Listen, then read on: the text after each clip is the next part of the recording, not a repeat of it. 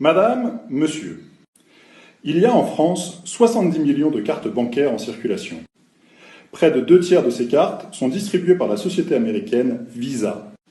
C'est une situation de quasi-monopole et le directeur général de Visa, Alfred Kelly, vient d'annoncer « Notre objectif est de supprimer le cash ». Le responsable mondial des produits de la société, Jack Forestell, a lui annoncé qu'ils entendaient interdire les paiements liquides à leurs commerçants. À moins que nous ne les arrêtions, ils lancent officiellement le grand voyage vers la fin du cash. Voici le plan annoncé par le Wall Street Journal. Visa a une nouvelle offre pour les petites entreprises, restaurants et magasins.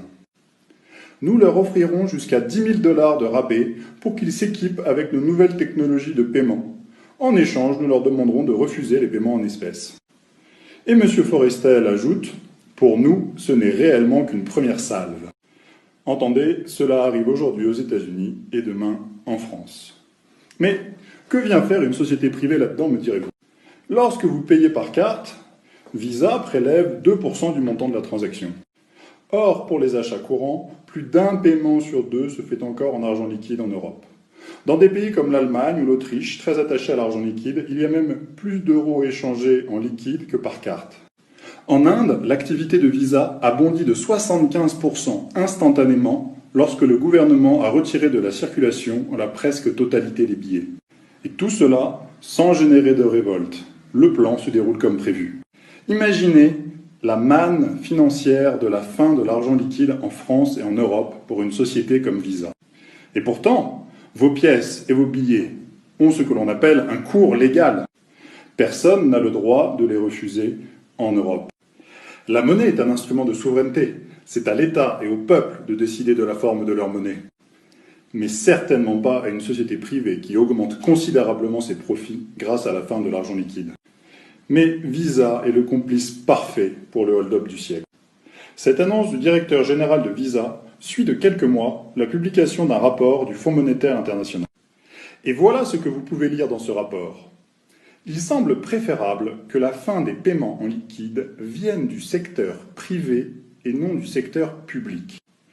D'un côté, il s'agit simplement de vendre plus facilement un café, alors que de l'autre, il s'agit d'un choix politique contestable avec des arguments valides.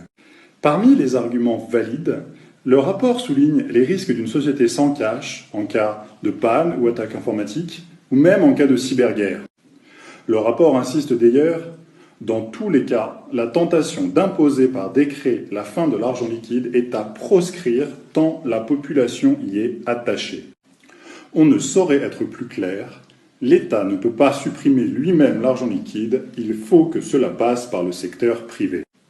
Peu importe les risques gigantesques, peu importe que la population soit contre tant qu'on ne le crie pas sur les toits. C'est pourquoi la direction de Visa peut maintenant annoncer son grand voyage vers la fin du cash. Ils savent qu'ils ont la bénédiction des États. Mais pas la mienne, ni la vôtre.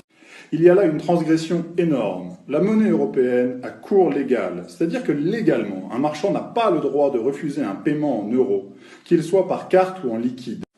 En acceptant que Visa interdise à ses commerçants d'accepter les paiements en liquide, l'État accepte que la loi de Visa passe avant la sienne. Il détruit de facto le fondement même de sa monnaie, celui d'être accepté partout sur son territoire. Bien sûr, l'abandon de souveraineté de l'État n'est pas gratuit. Selon l'économiste Henri Bourguignat, professeur à l'université Montesquieu de Bordeaux, la fin de l'argent liquide permettra également au pouvoir public de taxer l'épargne sans échappatoire possible. C'est le dernier impôt qui n'avait pas encore été inventé. Vous allez payer pour avoir le droit d'économiser de l'argent. Vous payez pour le droit de ne pas dépenser. Le processus d'interdiction de l'argent liquide est déjà avancé en Suède et au Danemark, où l'on voit fleurir des petits panneaux « La maison n'accepte plus les paiements en espèces ». La fin de l'argent liquide approche à grands pas et sans aucune précaution. C'est une véritable guerre qui est menée contre l'argent liquide avec, d'un côté, les appétits à court terme des hommes politiques et grands hommes d'affaires.